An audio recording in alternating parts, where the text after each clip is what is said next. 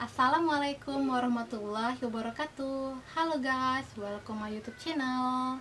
Thank you for click my video. By the way, this is my first video guys. Let me introduce myself. My name is Dian Eka Purwanti. I am from STIE Pembangunan Tanjung Pinang. So, in this video, I will discuss about cross-cultural understanding in Vietnam country. What the cross-cultural understanding or CCU? CCU is the study of the custom and the habit of the people in the we are going to. This is so that we can avoid cultural misunderstanding. CCU is needed for students who wish continue their study abroad, work, and vacation or holiday. Apa sih cross-cultural understanding? Yang biasa disebut dengan CCU adalah ilmu yang mempelajari mengenai adat istiadat dan kebiasaan orang-orang di negara yang akan kita tuju. Hal itu diperlukan agar tidak adanya dan tidak terjadinya kesalahpahaman saat kita menuju ke negara itu. Nih, biasanya yang digunakan itu untuk kita mahasiswa yang ingin melanjutkan studi ke luar negeri guys, ataupun yang ingin bekerja di luar negeri. Oke guys, pada kesempatan ini saya akan membahas mengenai cross culture di Vietnam country. Dan Vietnam itu memiliki ibu kota bernama Hanoi. Selain itu, masih banyak lagi kota-kota besar di sana guys, seperti kota Sapa, kota Phong Nha, kota Dang Nang, dan ada Halong Bay.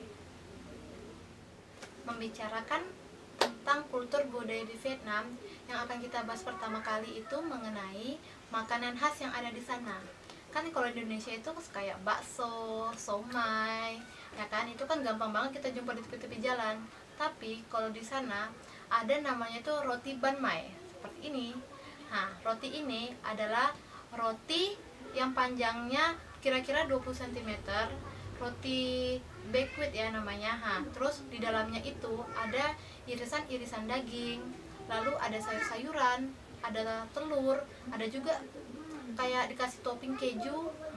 Jadi roti itu tuh gampang banget tuh dijumpain kalau kita jalan-jalan ke Vietnam lah.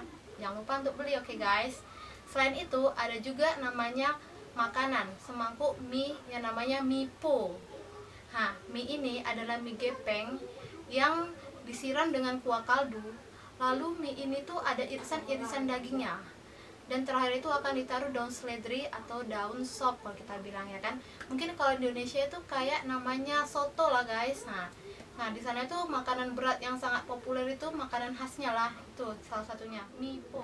Second, I will discuss about habit of Vietnam country. Jadi ini kita membahas tentang kebiasaan-kebiasaan orang-orang di Vietnam guys. Ada tuh kebiasaan uniknya, kayak mereka memiliki has two name, yaitu mereka mempunyai nama dua. Jadi kayak gini, misalnya kayak orang-orang yang kerja di tempat-tempat wisata seperti hotel, tour guide, mereka itu memiliki dua nama.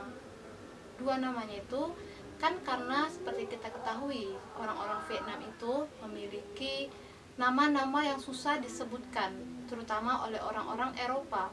Kan banyak tuh orang-orang Eropa yang berwisata ke Vietnam. Jadi kayak mereka tuh namanya kan nama aslinya tuh Pong, Duong, Trump, susah-susah lah pokoknya, kadang-kadang namanya panjang. Jadi mereka tuh memiliki nama yang kedua seperti Peter, Simon, Michael. Nah, nama-nama itu mereka gunakan agar bisa lebih mudah disebutkan oleh orang-orang yang datang untuk berwisata. Nih, seperti example for me. Contohnya itu kayak mereka ngomongnya, my name is Duong, but you can call me Peter, kayak gitu guys. Oke guys, now point 3, yaitu kita membahas mengenai condition and shape of house in Vietnam country.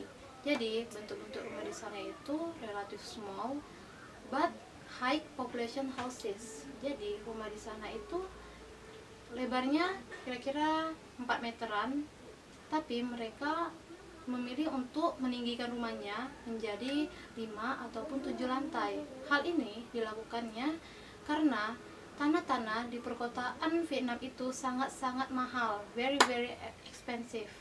Jadi untuk melebarkannya mereka akan lebih memilih untuk meningkatkannya. Kan kalau misalnya di Indonesia banyak tuh contoh-contohnya, kayak di ruko-ruko. Kan sering tuh orang-orang Indonesia kan buat rukonya tinggi 3 lantaian lah, tapi kalau orang sana tuh bisa lebih ya kan, karena di situ untuk tinggal keluarganya, anak cucunya, mungkin sekalian untuk jualan juga. Kan kalau misalnya kayak orang-orang yang memiliki tanah warisan, pasti kan mereka untuk kiri kanan nanti beli lagi kan. Jadi kalau misalnya ditinggiin kan pasti efisien dan lebih murah. Oke, next I will discuss hanging about hangoutnya orang-orang Vietnam. Jadi kalau orang-orang Indonesia kan modelnya itu kayak ngopi-ngopi di kedai kopi. Di Vietnam itu kedai-kedainya itu di pinggir-pinggir jalan. Mereka itu memiliki tempat duduk yang berbeda-beda. Misalnya kayak ada yang model tempat duduknya itu kecil-kecil, kayak bangku sekolahnya anak TK di Indonesia. Mereka tuh memang relatif kecil, memang di sana tuh kayak gitu semua. Ini contohnya kayak gini. Mereka tuh duduk satu keluarga ngumpul-ngumpul makan, minum teh, makan kuaci, atau makan makanan kayak mie gitu. Tapi tempat duduknya itu yang membedakan. Jadi kalau kita pada liburan ke sana, jangan ditengokin kayak apa gitu kan. Nah, terus selain meja-mejanya kecil, ada juga mereka menggunakan kursi sebagai meja. Kursi itu yang bangku-bangku plastik yang biasa di Indonesia itu dijadiinnya meja di sana. Selain itu ada juga kultur budayanya itu kayak cara berpakaian mereka. Mungkin itu nggak semuanya ya. Yang aku tahu mereka itu menggunakan piyama bukan hanya untuk tidur saja. Kan kalau di Indonesia kan baju piyama itu untuk baju tidur kan. Kalau udah mau tidur aja baru kita pakai. Tapi kalau orang sana mereka kemana-mana, bisa ke pasar atau mereka belanja, mungkin jalan-jalan pun mereka biasa aja gitu pakai piyama. Bagi mereka itu mungkin kayak mana ya, budaya di sana lah, mereka nggak mempermasalahkan itu baju yang mau dipakainya kan. Jadi kalau misalnya nanti kita jalan-jalan, kita lihat kayak gitu ya biasa aja lah. Namanya juga setiap negara memiliki kulturnya dan budayanya masing-masing. Oke guys, mungkin itu aja yang bisa aku sampaikan. Semoga video ini bermanfaat. Assalamualaikum warahmatullahi wabarakatuh.